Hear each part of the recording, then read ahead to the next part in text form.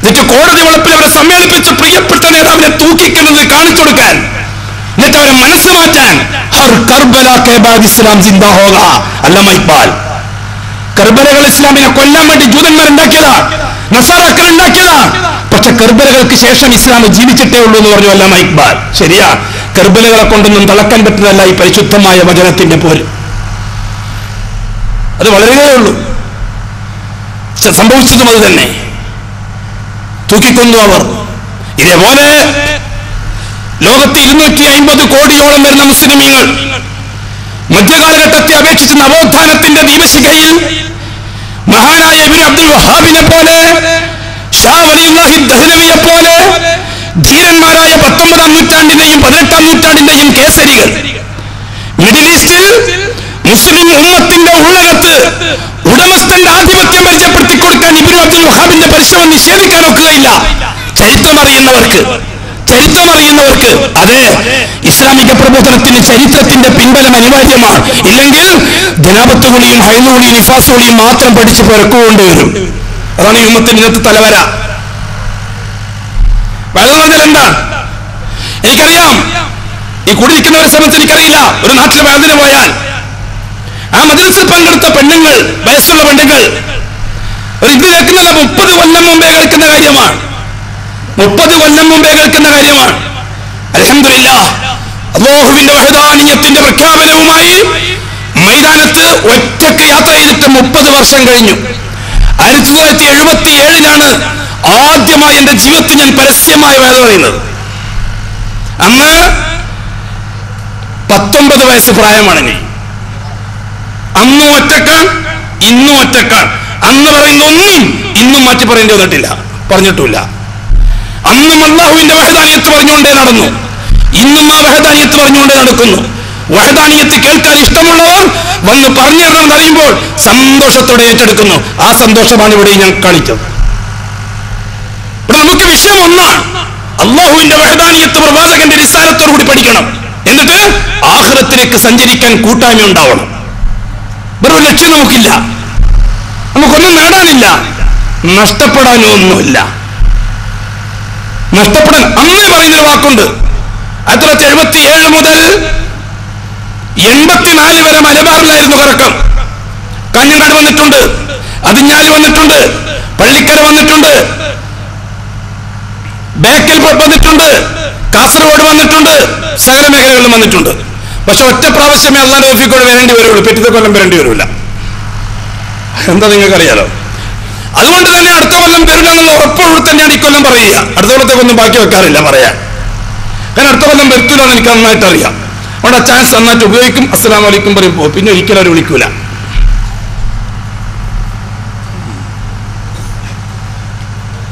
തെക്കൻകേരളത്തിലേക്ക് പോകുമ്പോൾ കേൾക്കുന്നത് തന്നെ. അവർ വിദ്യാഭ്യാസമുള്ളവരാണ്, ഭൗതിക വിദ്യാഭ്യാസമുള്ളവർ. അവരും പറയുന്നത് തന്നെ. എന്താ പറയുന്നത്?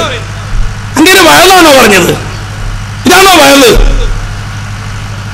ഒരു 75 വയസ്സ് പ്രായമുള്ള ഒരു ഉമ്മ, ഇതാണോ വയല്?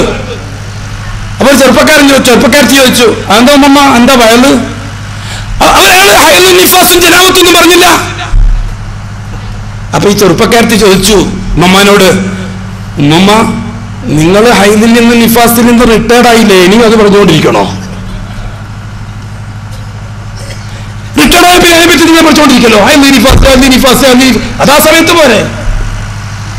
അതേപോലെ തന്നെ ഒരു 85-100 വയസ്സുള്ള ഉപ്പുപ്പ മുസ്ലിം ഇങ്ങനെയാണോ വേല പറയല്? എങ്ങനെയാ ആചാര്യ? നിങ്ങൾ ജനാമത്തിന്റെ മസലൊന്നും പറഞ്ഞില്ലല്ലോ. നിങ്ങൾ ജനാമത്തൊന്നും റിട്ടയർഡ് ആയില്ലോ, നിങ്ങൾക്ക് എന്തിനാ മസല? അതേ സന്ദർഭത്തിൽ 200 കൊല്ലം ജീവിച്ചാലും മരിക്കുന്ന സാഹിത്യത്തിനും കൂടി ആവശ്യമുള്ളത് ലാ ഇലാഹ ഇല്ലല്ലാഹ്. അതുകൊണ്ട് 5ാം ക്ലാസ്സിന് പഠിച്ച് പാസ്സായ സർട്ടിഫിക്കറ്റ് 41 ആക്കിയത.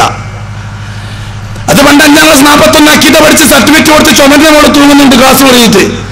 അള്ളാന്റെ തൗഫീഖോടെ അതുമുതൽ ഇന്ത്യ വരെ അള്ളാന്റെ വഹദാനിയത്തെ പറ്റി ചർച്ച ചെയ്തിട്ടേ ഇല്ല. പിന്നെ ചർച്ച ചെയ്തത് മുഴുവനും ജനാത്തിനെ പറ്റി അതിനെ പറ്റിയാണ്. ഇതാണ് ഈ ഉമ്മത്തിന്റെ തലവര.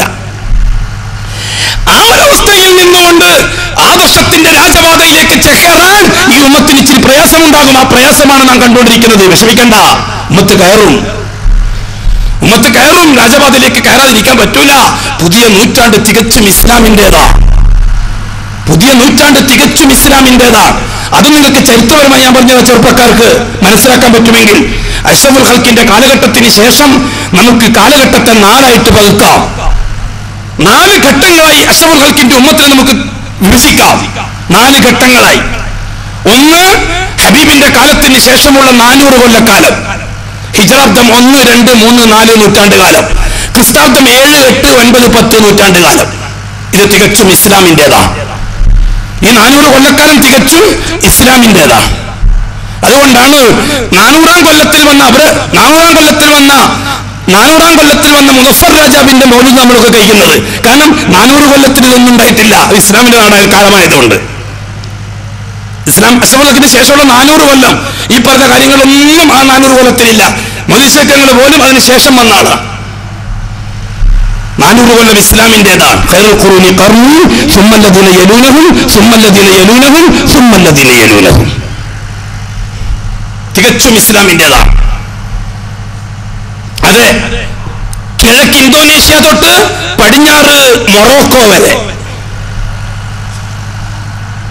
അഫ്ഗാനിസ്ഥാന്റെ വടക്കേ അതിർത്തി തൊട്ട് ജുബ്രാൾട്ടറിന്റെ തീരം വരെ 85% ഭൂപ്രദേശങ്ങൾ ഇസ്ലാമിൻ്റെതാണ് ഈ 400 കൊല്ലത്തിനുള്ളിൽ.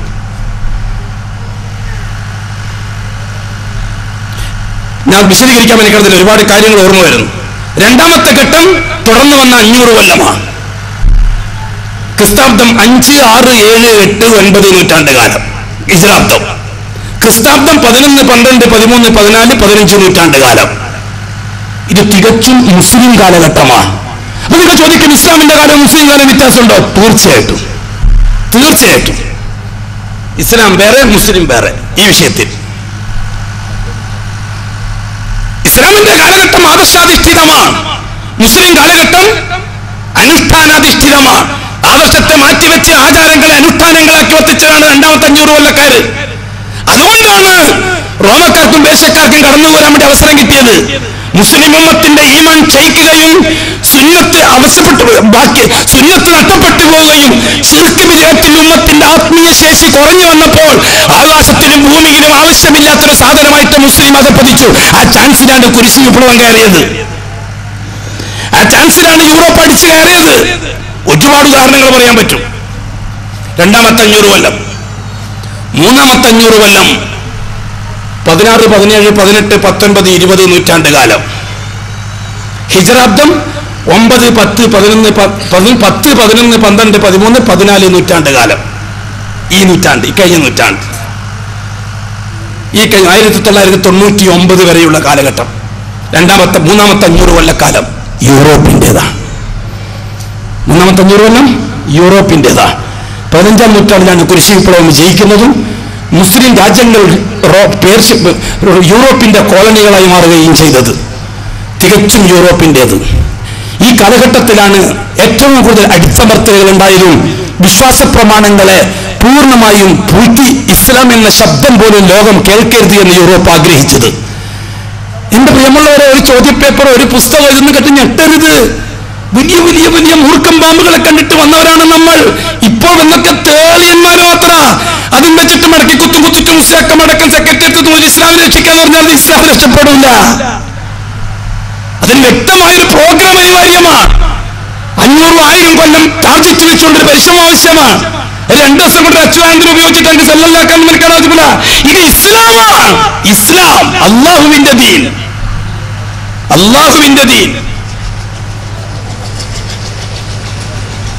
20-ാം നൂറ്റാണ്ട് പൂർത്തിയായി. സംഭവിച്ചതോ 1 നൂറ്റാണ്ട് കാലം കമ്മ്യൂണിസത്തിന്റെ ആകത്തുക ലോകത്തിന് പരിചയപ്പെടുത്തിക്കൊടുത്ത് സോഷ്യലിസം കൊണ്ട് സ്വർഗത്തിലേക്ക് അയക്കാമെന്ന് പ്രഖ്യാപിച്ചവർ, ഒരു സാമ്രാജ്യം തട്ടിക്കൂട്ടിയവർ 1990 മിസ്റ്റർ ഗോർബച്ചോവ് പിരിച്ചുവിട്ടു. ഇനി അത് വേണ്ട എന്ന്. അതെ, 20-ാം നൂറ്റാണ്ടിന്റെ ഏറ്റവും വലിയ അത്ഭുതം എന്താണെന്നറിയുമോ? അടിമകളുടെ ഇടപെടലില്ലാതെ അള്ളാഹു കമ്മ്യൂണിസത്തെ കൈകാര്യം ചെയ്തു എന്നതാണ് ചരിത്രം വായിച്ചാൽ മനസ്സിലാകുന്നത്. അവന്റെ കുതിരത്തുകൊണ്ട് മാത്രം. 21-ാം നൂറ്റാണ്ട് ആരംഭിച്ചിരിക്കുകയാണ്, 4ാമത്തെ പീരീഡ്. ഇനി 500 കൊല്ലം ഇസ്ലാമിൻ്റെതാണ്. ബദൽ 21-ാം നൂറ്റാണ്ടിന്റെ പ്രായപൂർത്തിയത്തിനോടുകൂടി ലോകത്ത് പലതും സംഭവിച്ചേക്കാം. ആ സംഭവത്തിൽ സോവിയറ്റ് റഷ്യന്റെ പിന്നാലെ അമേരിക്കൻ